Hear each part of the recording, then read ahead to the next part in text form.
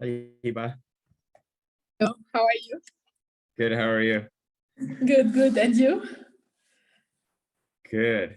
Looks like it's just you and me. Oh, it looks like Christina's here. Yeah, it is.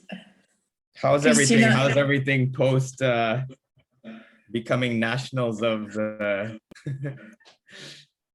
Things doesn't change much. I don't know now. Next Thursday, by the way, I will not be able to join because I will be abroad. So Yeah, you're away? sorry. You're gonna be away? Yes. So I will be. It will be. I will be abroad, so it will be difficult to have meetings. So it will not be possible. So. Hey, And you? Sorry. I'm good. I'm good. How's the preparation? Very, very busy. Very busy. But everything is coming together and it's going well. I imagine. Yeah. Yeah, we'll definitely. I told Palak last week that you can't, and she was really disappointed to hear. I know, even though I was rechecking with Yahab, I guess it will be, Awesome. Yeah. No, it's okay. It's okay. We'll have to honestly, we'll just come to Dubai. That'll be the best thing. Yes.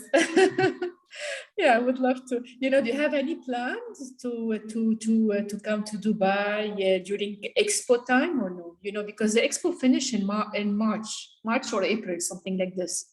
Oh, And is it's it really? Yes. Oh, it's is it very, the very the World Expo, right? Yes, it's Yeah, very. I've been to it in China in 2010. Okay. It was really interesting. Oh wow. Yeah, it's really. No, it's my first expo, so I haven't been in any. But you did while you were in China, you had a good time to visit for many days, it takes you even it could take you a few days to go through all of it if you want. Yeah, I know. So. Wow, impressive. But you did the travel just for the expo, or it was for? My sister was living there at the time in Shanghai. Ah, okay. So I went to visit her, and then we went to the expo. This is cool. Yeah. So yeah, I was expecting you in Dubai with let's see. Palak just to see the expo, yeah. Christina, how are you?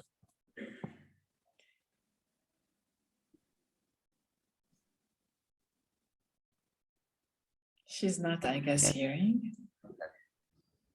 All right, let us we can get started. Do you want to wait if someone is? I'm afraid that for the time it changed, might be. Let me check if anyone. No, Avni said she's coming a little bit later. It's okay. D'accord. Hello. Hello. How are you? Oh, very hectic times, but end of the year, all the rest is okay. I'm glad you're here. We have a very interesting section in the book today. So I'll go ahead and just pull up my screen. So we'll just start off with our initial the culture. So thank you for joining us. So as we always discuss at the beginning, it's the culture we always want to bring to this group is our full presence to everything around us, respect for everyone that has come together, and determination to be able to do the work that we have been asked to do. And our two exercises for developing more humility in our life is we should always remember what good others have done for us and what bad we have done for others. This will always keep us in a space of wanting to improve. And the two things we should always try to let go of are the feelings that have come when others have done bad to us, not necessarily the action itself, because we want to always be, mindful of things, and what good we have done for others to try to, let those go well so we don't become attached. So we'll just go ahead with our invocation. Om Gyan Timirandasya Gyananjana Shalakaya Chaksur Unmilitam Yena Tasmai Shri Gurave Namaha Mukam karoti vachalam pangu langayete girim yatkripata maham vande Shri Guru Dinataranam Vanchakalpatarubhyascha kripa sundare cha patita nam pavanebhyo vaishnavebhyo namo namaha. Hare Krishna, Krishna Krishna, Hare Hare, Hare Rama, Rama Rama, Hare Hare. So as always, we start off by offering respects to our teachers. I was born without knowledge, and my spiritual teacher opened my eyes with the torch of knowledge. I offer my sincere respects unto them. The second is I offer my sincere respects unto my spiritual teachers that by their grace turns the dumb into eloquent speakers and enables the lame to cross mountains. And finally, I offer my respects to all of you, to all the seekers of the divine who can fulfill the desires of everyone and full of compassion for all living beings. So always wonderful to be with each of you every week. I look forward to this every week. So thank you again for joining. So just to review where we have come from in the last couple of sessions. So we've been discussing, if you remember, these three elements of skilled action, right? So we said the three elements of skilled action. The first was being true to our nature. So as Krishna has said in the Gita a couple of times, this is a famous quote, the occupation given to you, though imperfect, is better than another's, even done perfectly. Defeat of one's path is better for another's path is dangerous. So this is always reminding us that we shouldn't try to necessarily, the world is always pushing us to copy others or to do what the masses are doing. But we're really trying to identify what are our unique gifts to be able to offer to the world. And that is in fact the best life lived, even if we're not doing it as well as doing someone else's job or duty or whatever they may be doing better than them, but we stick to, we always are honest and true to ourselves. So that's a very important first part of skilled action. The second we talked about last week was letting go of the fruit. So this was a very interesting discussion on, what does letting go of results in our life mean, right? And so we see from last week, there was a really wonderful quote, two quotes that were shared, but this was, you have the right to your work, but not to its results. Do not to be attached to the fruits of the work or not to working. So one of the interesting understandings of this, letting go of the fruits, is that letting go of the fruits we discussed last week, remember that it does not mean that we don't care or we're not committed, right? So we still give our full heart to what we're doing, but whatever comes, we're open to whatever comes from that best effort, right? So our duty is the best effort. And in terms of the results, we try to leave that to the divine, and we're happy with what comes to us, right? So we talked about let the action itself become its own reward. So that was last week. Does anyone have any thoughts or comments that they wanted to share from these two? Because then we're going to go into the third point, which is this week, is making our work our worship. So whatever we do, we're making that an offering.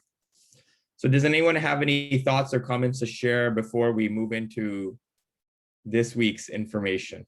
No, just I have something to mention. In different books about leadership and parenting, the main idea is just letting go of the fruits now is really very, and even in educating the kids, they tell them, about all what it means is just the efforts. It's not to look at the results. So just now it came back to me. I don't remember the name of the books, but this is the main idea, that now it's in parenting and in leadership and other kind of books, speaking about it. So yeah, it's a good point. And so Hiba, I guess, and I mean, and Christina too, I was just wanting to reflect on, why, I mean, Simon discusses in this book, but why is it so hard for us to let go of the fruits in our life? Not just, I mean, parenting is such a vivid example of, you can see every day parents want, their kids to be a certain way. They want them to do certain things. They get disappointed when certain things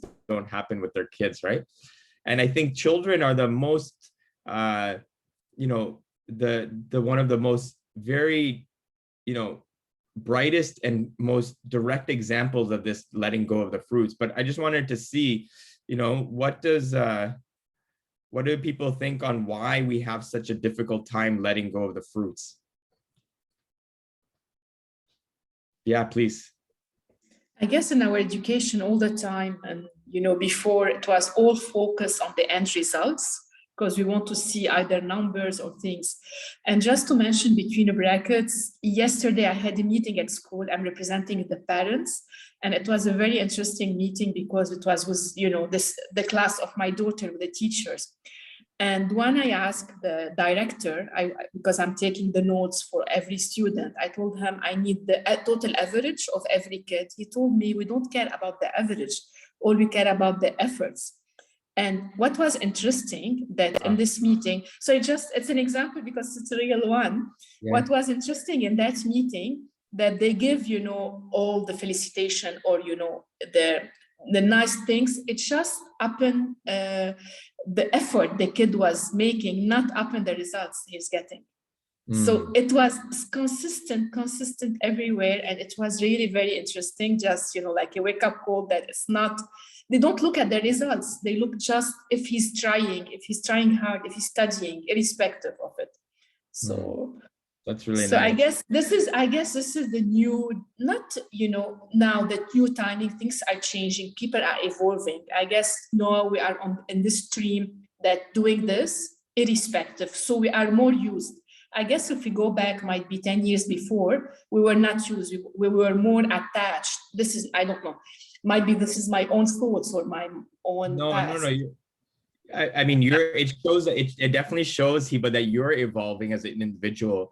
Because, you know, one of the reasons why Krishna gives so much emphasis on this letting go of the fruits is because ultimately we're all looking for happiness. But if we're looking for happiness always in some, you know, in some result or some outcome, then we're bound to be disappointed, right? It's if we do not try to find some happiness in the effort or the action, then 100% that we're setting up ourselves for disappointment, unhappiness, failure, you know, and depression. And if we see in this chapter, he, you know, in that last section, he was saying that when we, you know, when we where is it? He says, sorry, here, which page can you please? Yeah, I'm going to tell you the page.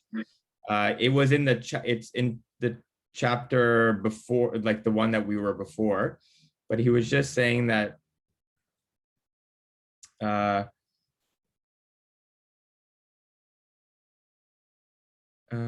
yeah, it says, but when we 175, at least in the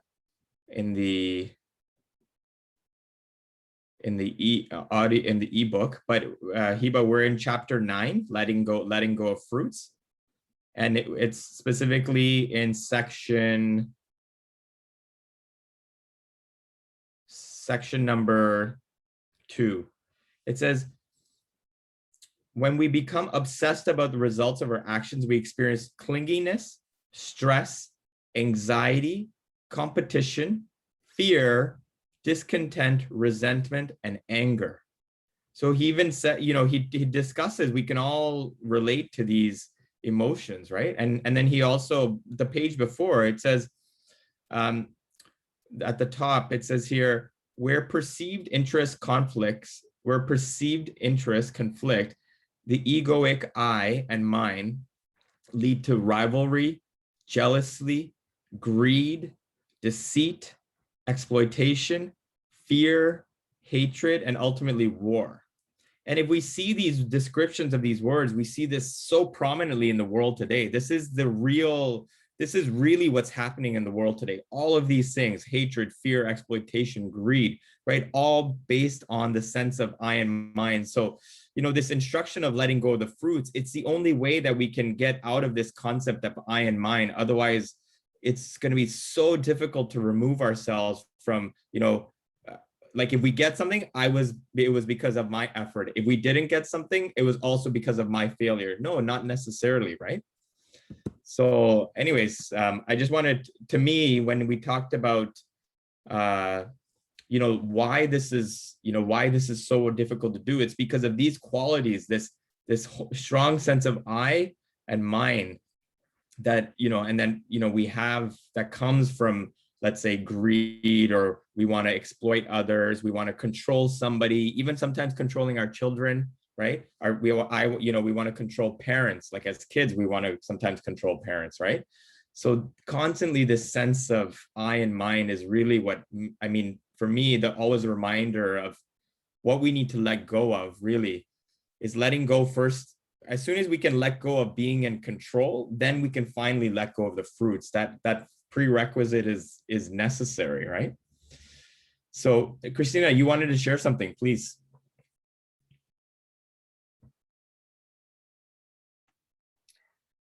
Yeah, you already mentioned some things, but actually what I was thinking of is just that we so identifying ourselves with the results. It's just like an identity of who you are.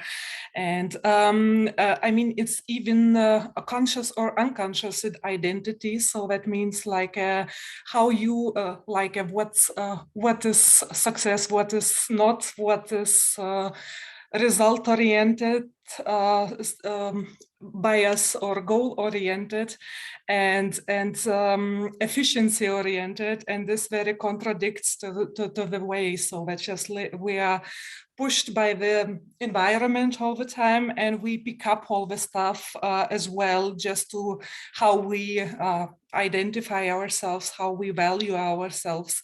And just to question this is yeah, very, very challenging work. So that was my idea of that. Yeah, no, thank you. And I was just, you know, one of the solutions that we proposed last week, if you remember, of trying, I think it'd be nice to just look at what kind of advice, you know, did Krishna, what was his advice on letting go? These 6 points are really nice. Shed our attachments to a particular outcome. So again, not the effort has to stay, but whatever comes of it, we're open to, right? So that open-mindedness really needs to be there, and not just, you know, very narrow, like, okay, it has to be this way. And then he made this comment, be in this world, but I mean, I made this extrapolation, be in this world, not of this world. And that was coming from the point that was made in this chapter where Krishna said, non-attachment is not we should do nothing, but that we should, he says non-attachment is not that we should own nothing, but that nothing should own us. So it's completely okay to have possessions, right? But when those possessions always govern our life, then, you know, again, there's this being of this world, not in this world. I'm sorry, I realized I didn't share my screen. So if we just see these points here, being in this world, of this world, the next point was devote ourselves to the cause, but not the fruits, right? And so again, that means that the activity is what we really want to focus on. And I think if we look in so many of our, I mean, the way I've reconciled is that it's okay to have a goal. I think that's important. We should always be aiming for something, but you know, how we get to that goal, how it unfolds, I think that part is what we have to be open to. Not that it has to happen in the next 1, 2, maybe 3 months or whatever it may be, but how the goals are important, but what we're doing every day to get to that goal is more important than that end destination. Hiba, did you have a comment to share?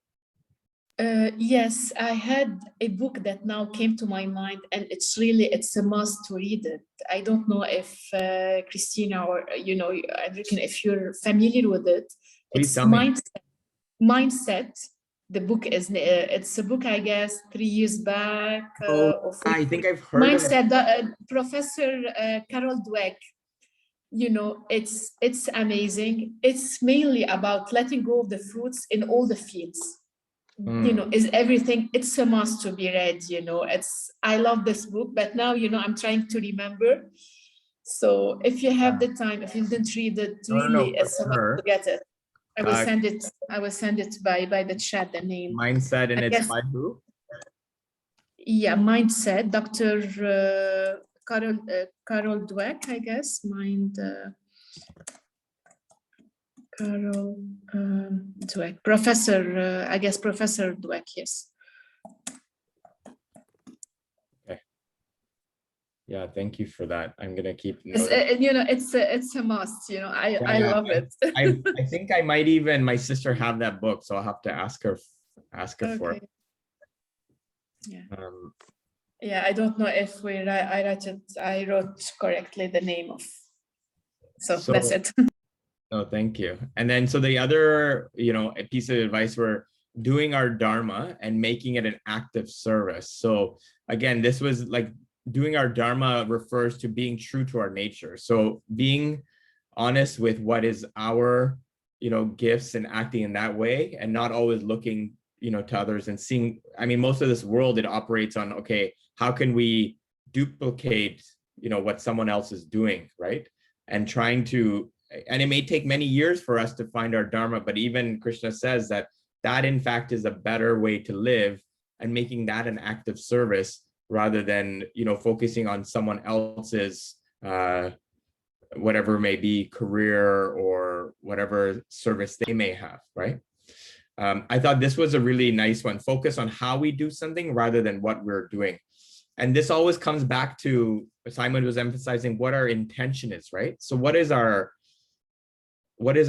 genuine intention and mindset that we bring to everything? Because then we're trying to involve our mind and our heart rather than always focusing on the external action itself, right?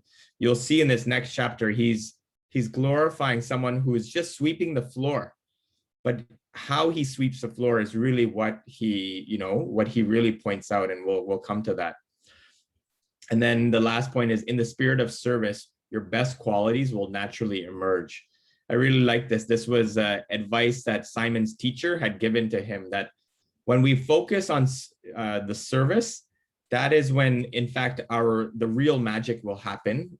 And what is even, we don't even know within ourselves will come out, right? Because we're in a completely different mindset of, we're approaching something from a completely different space, right? So that in that, we just keeping that spirit of service, sometimes even we can find that it's even hard for us mentally to keep going on this path of service. But this path of service is really the place where our real gifts will come out. So these were just I thought these were really nice pieces of advice to keep in mind that Krishna said on letting go. So now we've come to the newest section, make your work an offering. So in this regard, I wanted to go back to, and today we're going to read a little bit more from the book. So if someone wants to read, we're in chapter 10, just the first section, make your work an offering. So if Hiba or Christina, if one of you want to read, that would be great.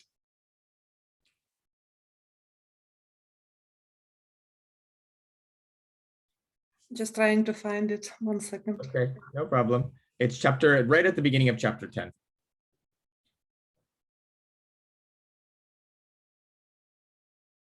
Hiba, if you're there, you can start reading. Thank you. Yeah.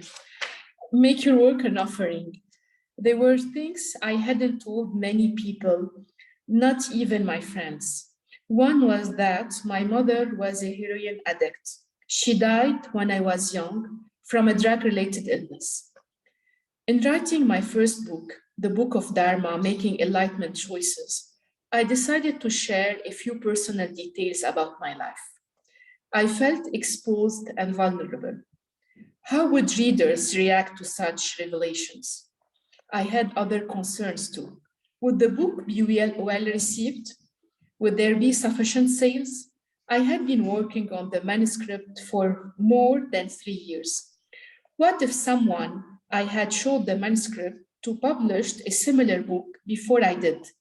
The worries and concerns all related to the fruits of the endeavor, and as much were a cause of suffering. On a gray, rainy day in December 2011, a close friend named Ananta came to visit and looked over the manuscript. He read a short passage from the manuscript aloud. I must not lose this. Without this, I am nobody. This person is helping me get what I want. He is my friend. That person is my competitor. I must overcome him. What if I get there before I do? I mustn't allow that to happen. These are the words of the ego, the imaginary self, caught in fear, lamentation, and confusion. We began to love. Somehow, I was trapped in the paradigm even while writing about it. There was a disparity between my words and my behavior. How shrewd the ego can be. I knew I would need to write from a more potent and sacred place within myself. That night, I woke up in the darkness. I needed time on my own. I wandered through Wigston and Queen Elizabeth College, where I had studied many years ago, and I down to hill into the cold, starry night. I felt an overwhelming helplessness. Allowing that emotion to remain, tears came to my eyes. Had I wasted 3.5 years? The thought was terrible. What was I to do? I reached into the deepest center of my being. Krishna, the universal teacher, lives in the heart of all living beings and guides their passage. I took shelter there. What I needed to do began to unfold. I would start again, but first I would sever my attachment to any fruits from the project. How can I truly share wisdom if I'm seeking the profit from it? I would simply be another personal development mentor selling this way. Do I continue or do I continue? Sure. Or Christina, do you want to read a little bit? We arrived to 188, page 188. I made a firm decision. The last sentence. Yes. I made a firm decision. I would use any profits earned from this writing to publish the wisdom text of my own teacher and to contribute on the good causes, such as supporting schools in India's poorest children, especially girls. The moment I made this resolution in my life, I felt an unusual inner strength and lightness of being. I felt so alive. I had invoked the last principle of karma yoga, the yoga of secret action. A mental cloudiness vanished. I was now fully present to what I was doing. Returning to my desk, the words began to flow effortlessly like a river from the soul. The whole chapters emerged in a single session of writing. I stopped being the author. I became a servant, the instrument of something much larger. I was now more deeply committed to this book than ever, but I wasn't attached to the outcome. I no longer saw a validation of my identity or my sense of worth through the project. I became an offering to of the heart, a humble attempt to serve my teacher and my readers. I was no longer anxious about my finances either. I had initially been working on the book with the promise of some future reward, but in my case, this had become a driving motive. Having let go of the results, I felt free and unafraid about my financial future. I knew instinctively I would be looked after. Like Arjuna, I had to relinquish many things. I had to abandon the idea that the book would bring financial reward. I had to let go of the desire to be recognized, even to be accepted and liked. I had to relinquish my need for the book to be well received. I was a deeply purifying and transformative process. I accomplished more in the following 6 months than in the previous 3.5 years, and all without worry or being attached to the results. The new approach to work was truly transformative. We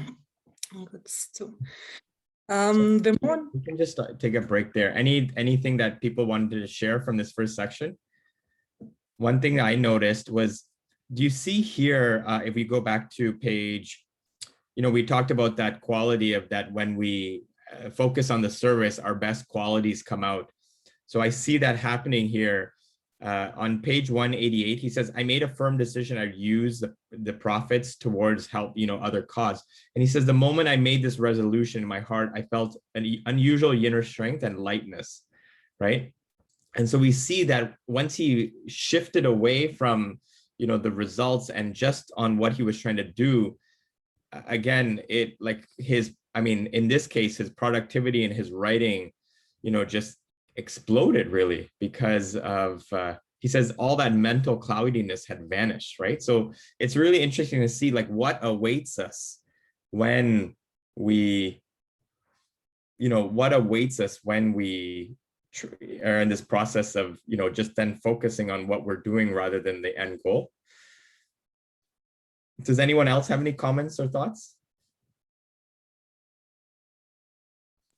No, I like because it's a simple and it's real story, This is, it goes, you can be aligned with it. So because sometimes in previous stuff, you feel it's more complicated, but this one, it's day to day, and it's very real. So you get to know more the really simple. the author, another side, and, to live, this instant. It's very inspiring. I like it. Yeah, it's nice.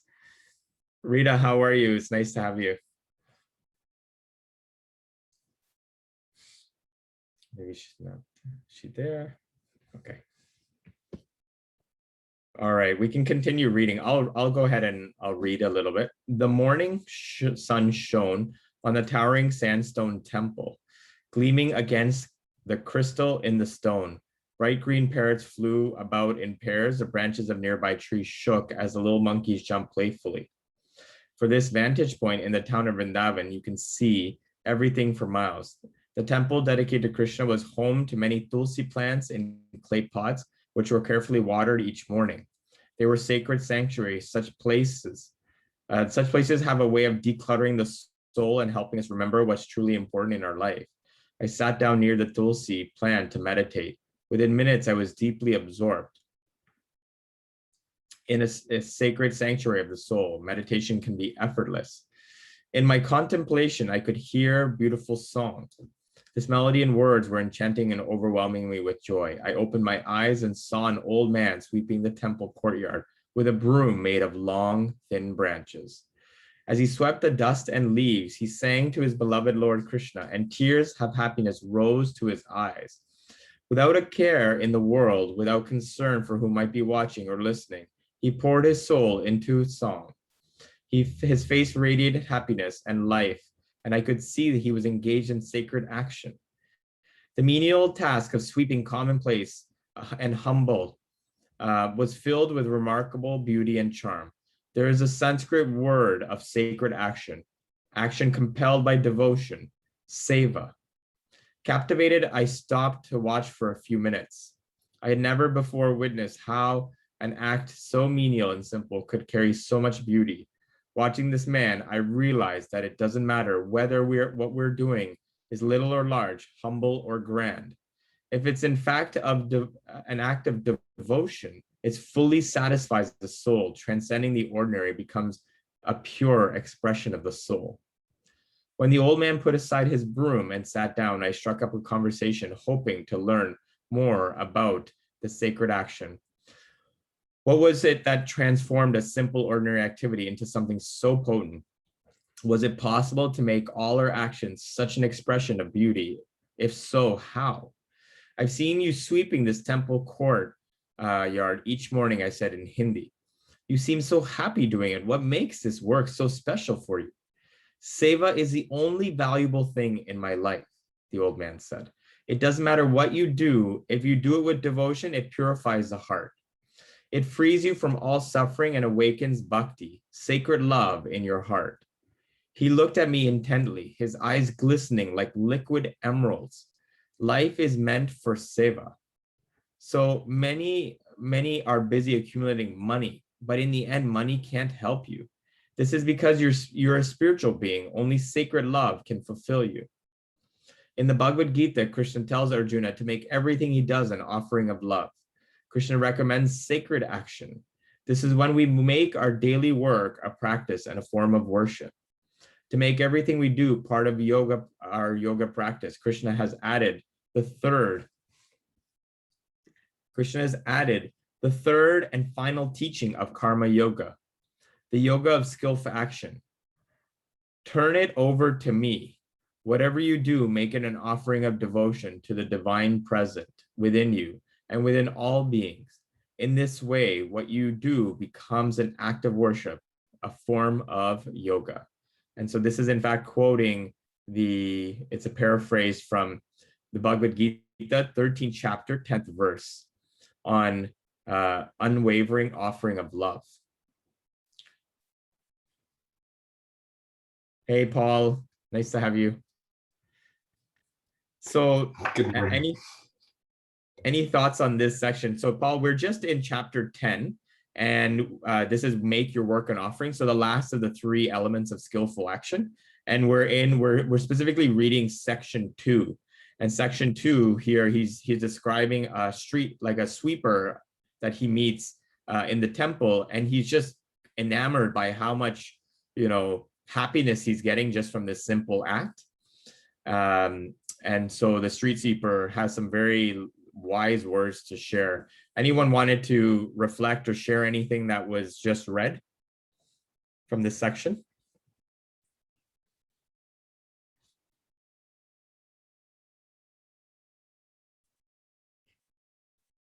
Hey, Rita, how are you?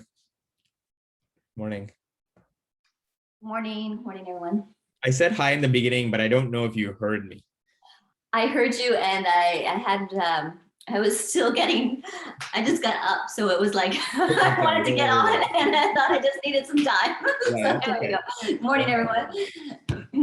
But it was interesting what you were saying. I was listening as I was kind of processing, and just those simple acts of when we get to that stage of everything that we do, it sounded like, the joy was coming from his simple actions, and he was just exuding that out to the world, which was beautiful. Yeah, and it goes back to the 6 pieces of advice that Krishna had given in the last session we discussed. But he mentioned focus on how you're doing something rather than what you're doing, and really, like this example, the street sweeper really brings out this point of how we do something rather than what we are doing. And I think the how, even when we get in the place of being busy or very occupied, I think a lot of times we can lose sense of this how we do particular actions.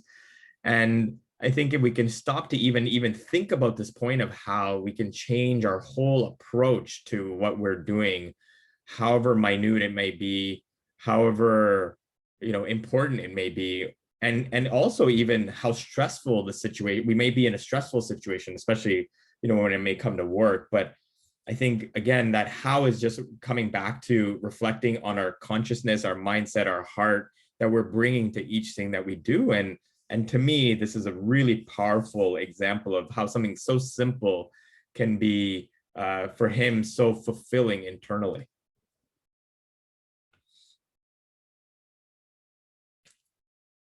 Anyone else have any thoughts or comments?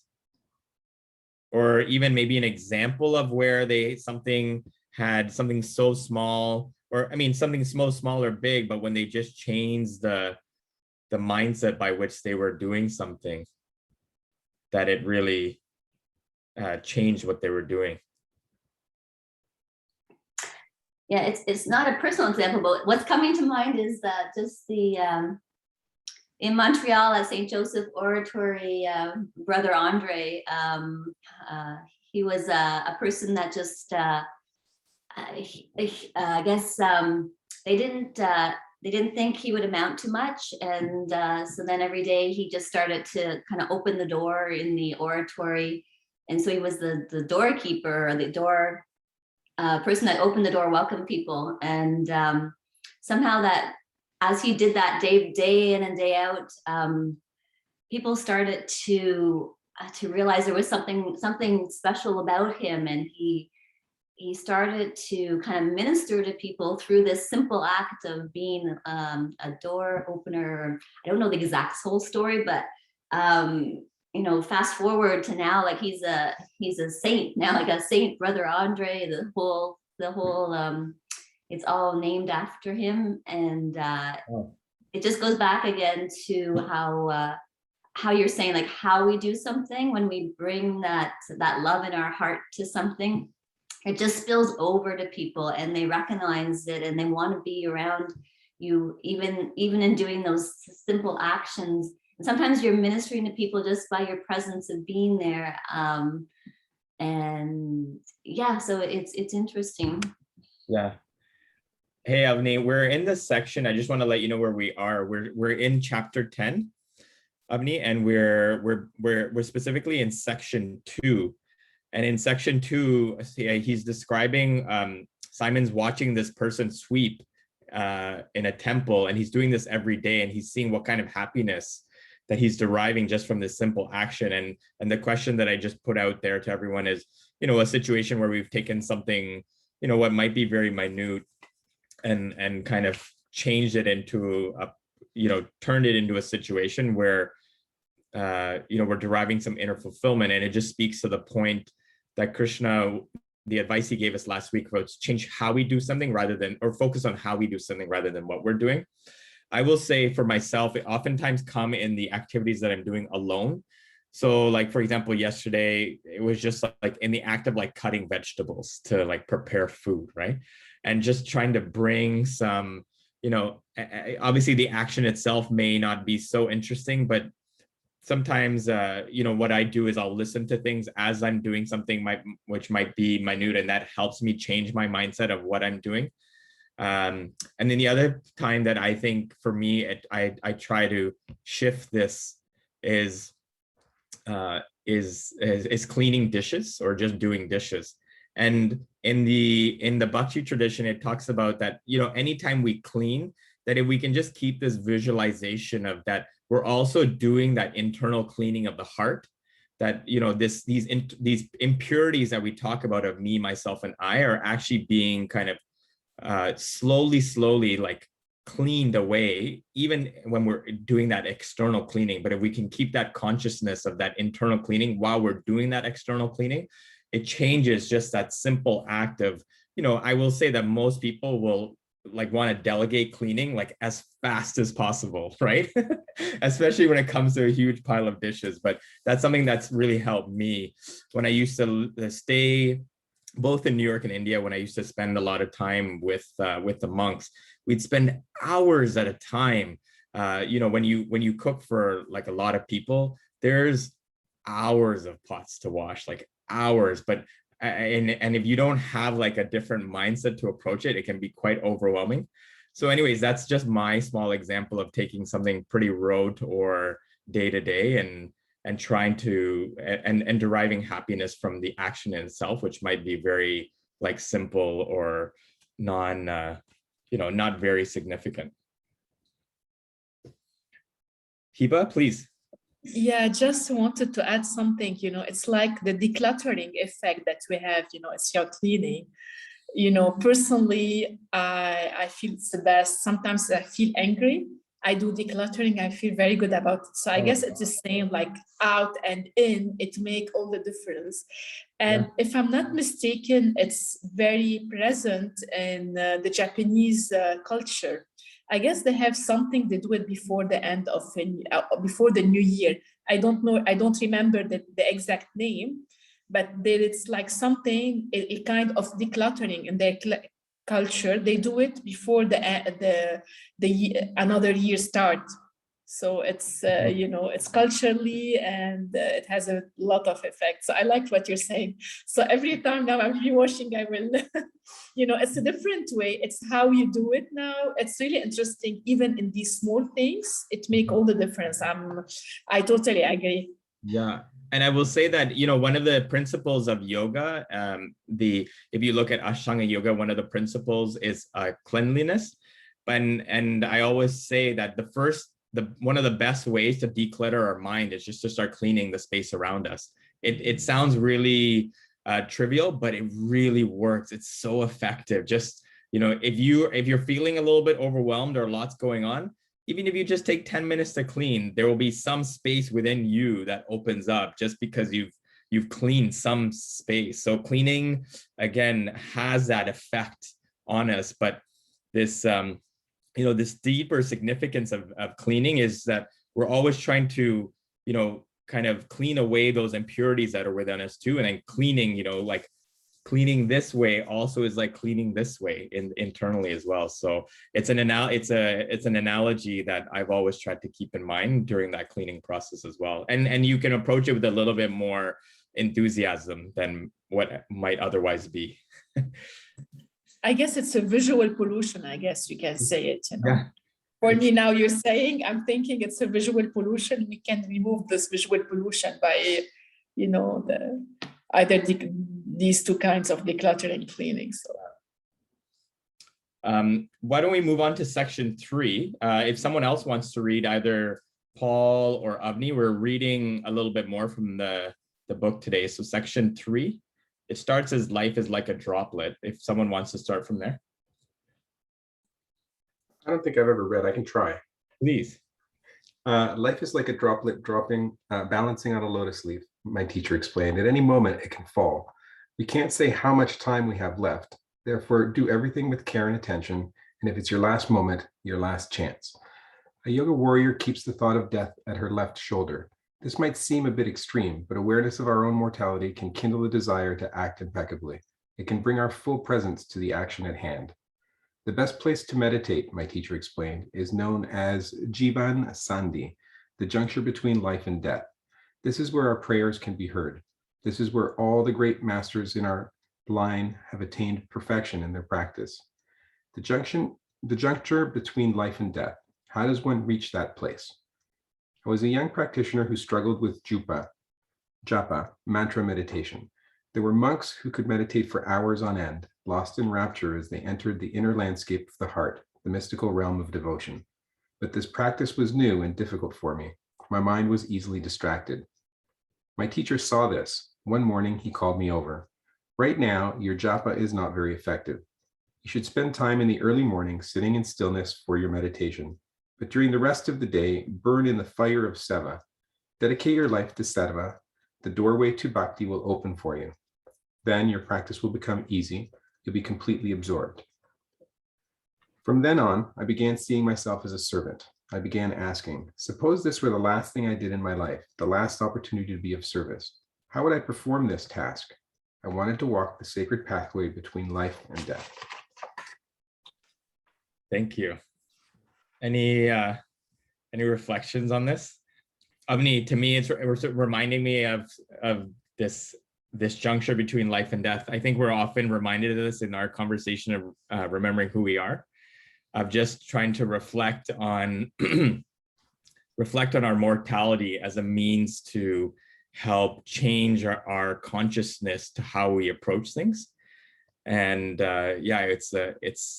it's so, I mean, I will say for myself, it's so amazing how quickly we forget, our mortality. So anytime we get that reminder, it's really powerful because it can, it really moves the space by which we, approach things, because there's a certain sense of urgency to everything we're doing in that short amount of time. The analogy I like to use is if you only have you walk back in from work, this has happened to me, and you only have like an hour to get ready for you to leave to the airport. When you're getting ready to go on a flight in the airport, there may be 100 things to do, but you have time for the most essential things, right? So it creates that, sense of, a sense of urgency when we're in that space of reflecting on our mortality.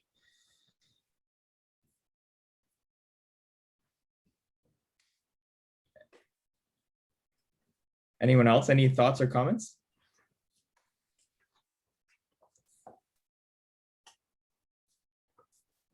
All right. Does someone want to read section 4? Avni, do you have the you want to read? I'd like to, but my book is in the office. I'm really sorry. Oh, I no don't want to. problem. That's okay. Rita, do you have the book? Do you want to read?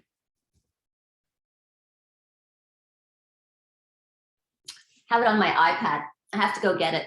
Okay, no problem. I'll start reading and then you can join back in. Okay.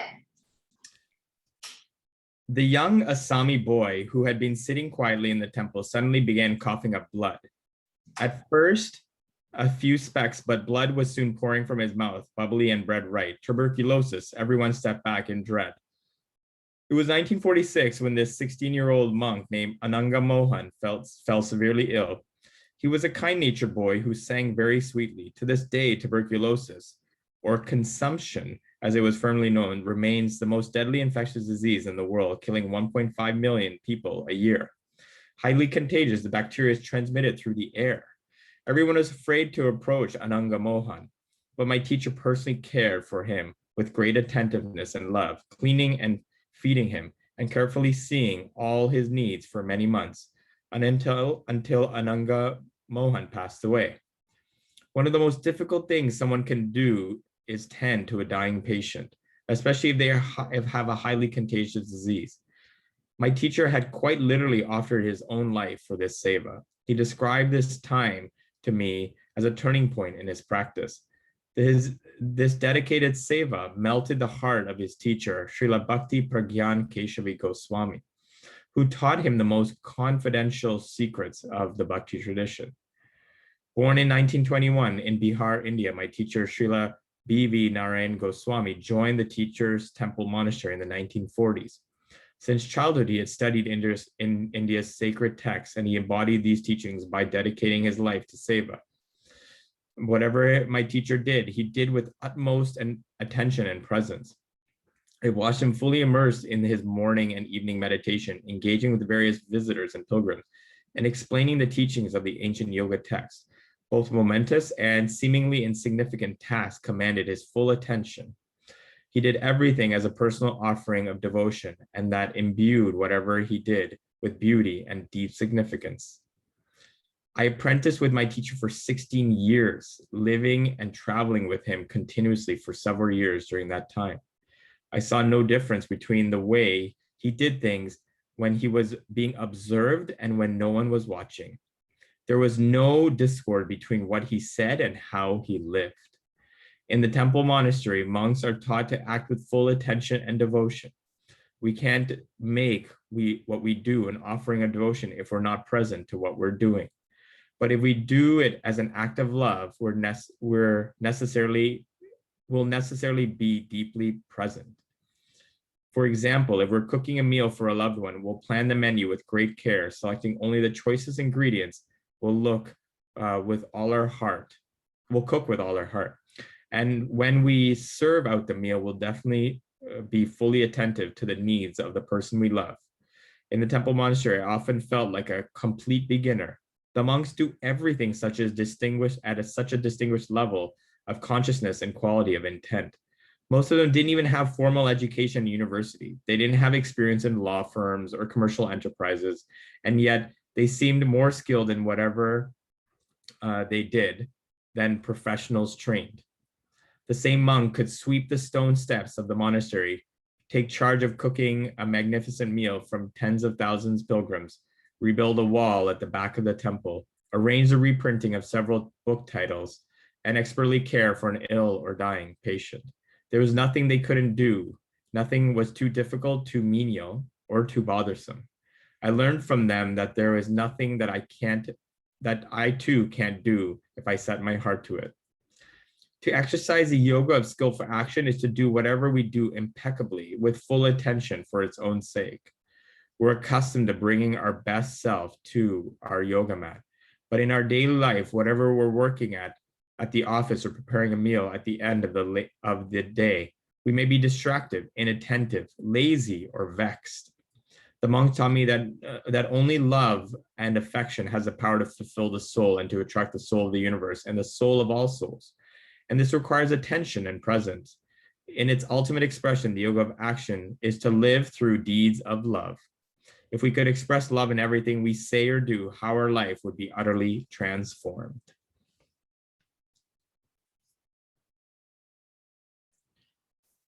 Any reflections or comments? Avni loves it.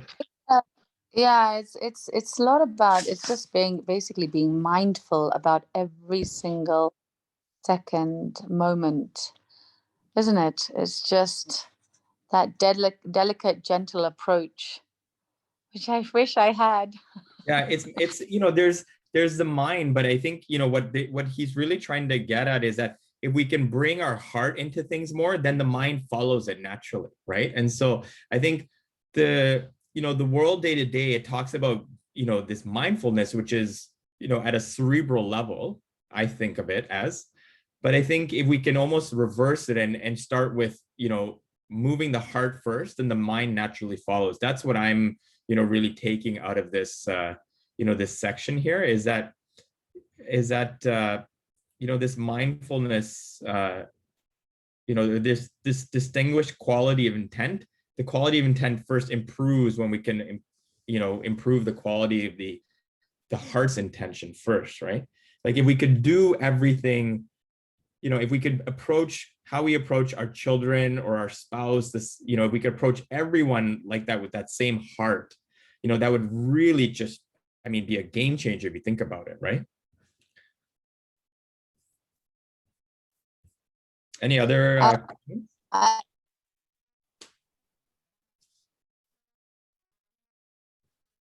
I agree with you. I agree that exactly, or partner. But that's when then the mind comes, whereby we have to think about the qualities that we would like to see willingly or effortlessly putting our heart. Yeah, definitely it's a balance of intelligence, like using our own faculties of intelligence with the heart. Definitely both need to be there. But for me, what really is coming out here is this, the yoga of action is life through deeds of love, right? And the mind can create a certain impression, but it's really the heart that we're trying to open up here. And trying to kind of open up our heart. How do we how do we go through this process of purification so that we can do this from moment to moment? It's not it's a tall order that's being suggested here. Any other reflections?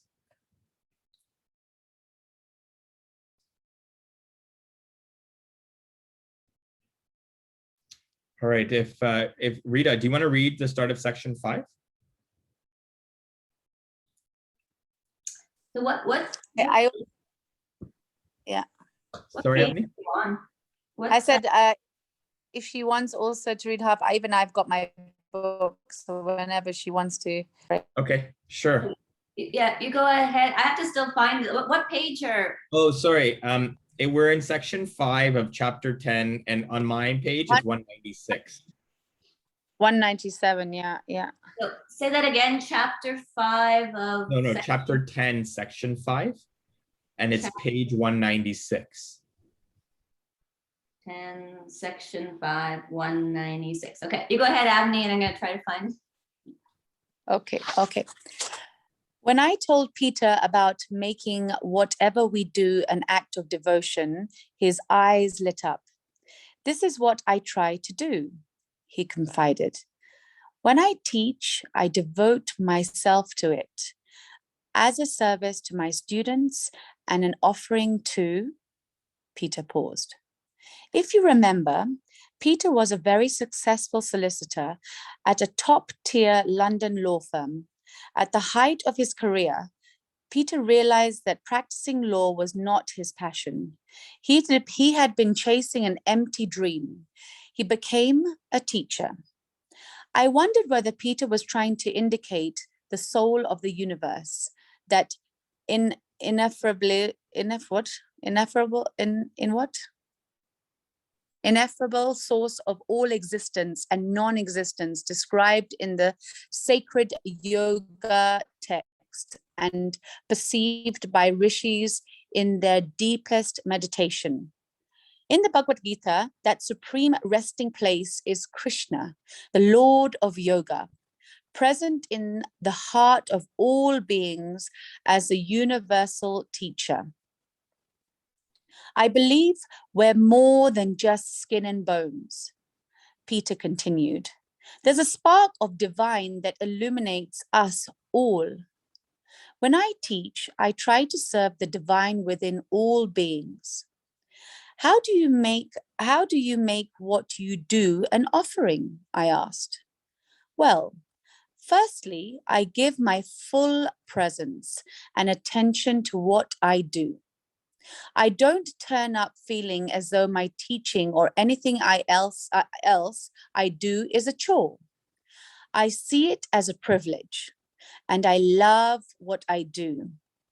I like to think I'm not just teaching my students a subject, but also helping them to create a meaningful, flourishing life. It's rewarding when I get a brilliant student, but it's also rewarding when I have a troubled student who finds a way to turn things around.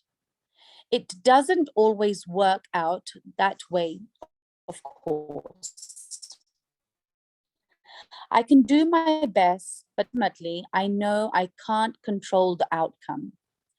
What's important is the attitude I bring to what I do.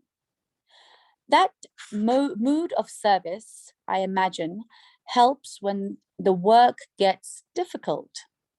Yes, sometimes I have a student who simply don't care. They talk back, they don't want to be there. Other teachers don't want them either, but I try to understand what they're going through. I used to be a difficult person too, when I was working in London. It was mostly because I was suffering. No one could see that, but I was in pain. I know what it's like to show up every day when you don't want to be there. There was a picture of Peter on the mantelpiece in an elegant dark frame. I asked him if this was his father. No, that's me, he laughed. I used to be overweight. I didn't look after myself. I guess when you've abandoned yourself, you also neglect yourself physically and emotionally. Now things have changed. I feel more alive than ever before. I've started looking after myself. I know that if I don't, I can't be of service and do what I truly love. It reminded me of the monks in India. They take care to sleep well, not too much and not too little. They eat with presence and care. This is an integral part of their yoga practice. Did you want to read? Rita, do you want to go?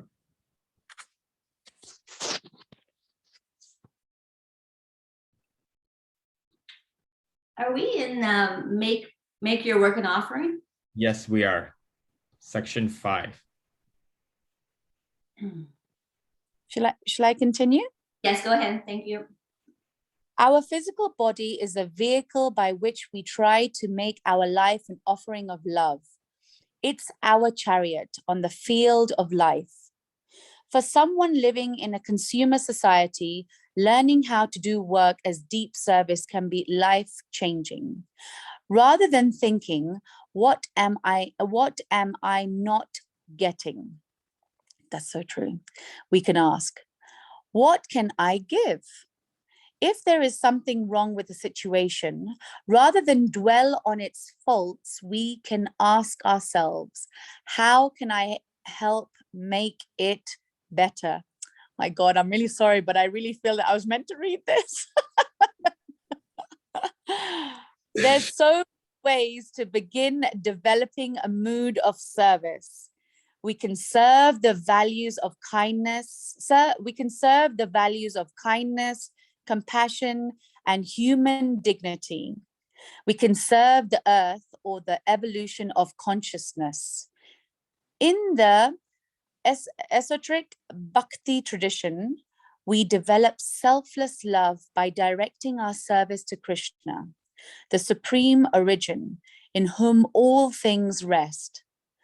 As a result, that unconditional love and affection automatically encompasses the earth, all beings, including ourselves, and the evolution of consciousness. It's a love that looks beyond the temporary stories we may be living out. In the Bhakti tradition, such sacred love is regarded as the highest stage of spiritual enlightenment. It helps me to begin the morning with a prayer. Peter confided, to offer my day to the divine and to set the intention that my action be beneficial to all beings.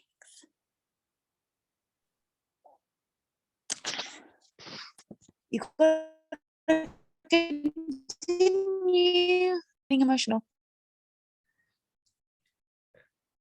Moving through the day with this mood makes living itself a form of worship. It reminded me of Krishna's words to Arjuna. As people without knowledge act with attachment, O descendant of Bharata, so the wise should act without attachment, seeking the well-being of the world. By such practice, we can become rishis or wise seers who take delight in the welfare of all beings. In listening to Peter, I could hear the universal teacher speaking through him. The dark night of the soul can be a powerful teacher.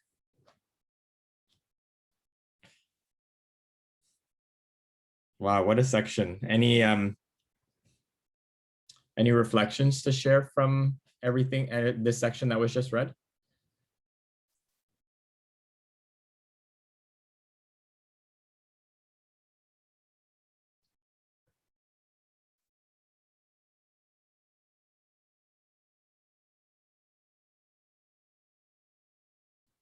I was just, it's a practice that I've adopted also, this one that he's talking about, the end of beginning the morning with that intentional offering to the divine, that, you know, whatever actions we do, that it could be beneficial for the greatest number of people. And it's a very nice way to, it's a very nice way to start the morning as soon as we wake up. So I can say that been maybe trying to do this for the last 4 or 5 years, and it's a really powerful intention to start the day. Anyone else have anything to share or add from this section? Avni, any comments? I know I didn't want to put you on the spot. Yeah, I'm too busy crying, sorry. It's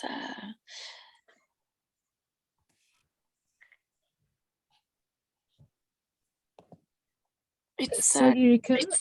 I'm sorry for interrupting, but I missed a few minutes.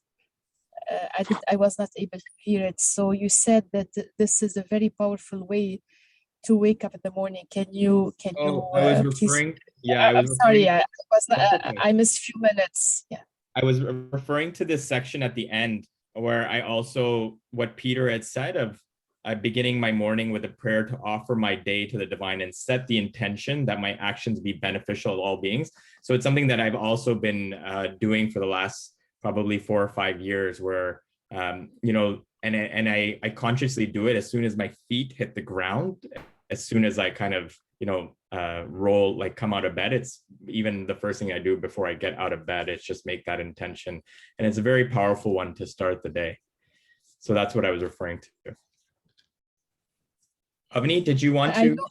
Please. Sorry, I know someone that told me, is, you know, the first things she say when she wake up, and it's very powerful. I use it for a few times that I stop, that you're able to see when you open your eyes. Sometimes we take it for granted, but when we use it, because you're close and thanks, you see whatever you're seeing, just we are able to see and live the life. But mainly the act of seeing, she keep on repeating it since she was a kid, and it's very powerful.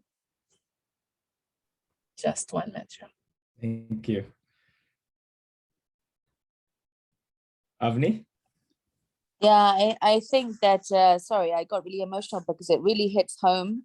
It's exactly what I need to do and I want to do and I have to do, and everything rolled up in one. I just, I know every single page of this book. I've missed so much, but every single page is amazing. And I think I just have to read this over and over and over and over and over and over again. Yeah, no, thank you for sharing that. And it's really nice to be with all of you every week, reading this together, reflecting together, learning from each other. And yeah, I think in the beginning of this chat, there was Hiba and Christina and I, and the three of us, and we just started and we went off and gradually the group grew. But it's amazing. Even if you have one or two other people to discuss it with, it's it makes for a great experience. So we will save section 6 for next time. Does anyone have any closing comments? Because we will finish today and pick up again next week. I would like to thank you, everybody. Just like it's amazing how, like Avni, as you said, every time you touch the book or you go into the conversation and you touch the topic which you've read maybe 10 or 100 times ago, it suddenly shows totally different side, and it comes to like a puzzle together where you feel what is changing or where it's going and how it is connected. So it's just like it's all the time something new inside. So I'm very thankful for all the sharings and this all this openness. It just I think helps everybody in moving further. And this chapter just reminded me on also I recently a couple of months trying to really be consistent in practicing some like a small meditation and yoga practice in the mornings. And one of these practices just reminded that there are the rules to remind yourself on. It is just like which you and it's exactly reflecting. I just like it's coming together now to this chapters we read, and the rules are. It's like to remind you every day that all the rules are mine rules. I'm responsible for everything. This moment is inevitable. So whatever it is like this and we cannot change it. I am not the body and I am not the mind. And I'm the mother to the world. And that's the last one especially. And it's this act with the love. It just which touches and helped me really out in extremely, because everything is nice when you're in nice situations and with like-minded people or people with the same values they express on their daily action. But if you are in a difficult situation which does not correspond what it is, if you with a difficult people, so it's probably that I'm the mother to the world or I'm acting with a love. That's the only thing which helps actually to see those people and to let go as well. So it's for me was also very, very learning experience on that. So thank you once again. Yeah. Wow. Thank you so much, Christina, for sharing. I will say that there's a certain kind of effect and power that comes, what we call is a sangha, where we come together. I think there's things that can shift within us that don't necessarily always happen when we do it on our own. So there is definitely a power in the community of like-minded people coming together to share and discuss. So yeah, it's wonderful. Before we head off, I just wanted to end by making the announcement that Ed is joining us tomorrow for part 2 of our so this is section 2 of the leadership DNA section, and it's on execution. But there was so much to share in the first session that we created a part 2 for the section 2. So please join us tomorrow. It is going to be amazing. I'm grateful to you, Rikin. Thank you so much, and grateful to everybody. Thank Yeah, you. Thank you so much, Avni. Thank you. We'll talk to everyone later. Thank you, everybody. See everyone tomorrow. Thank you, everyone. All right, take care. Thank you. Bye-bye. Bye. Bye. Thank you, Christina.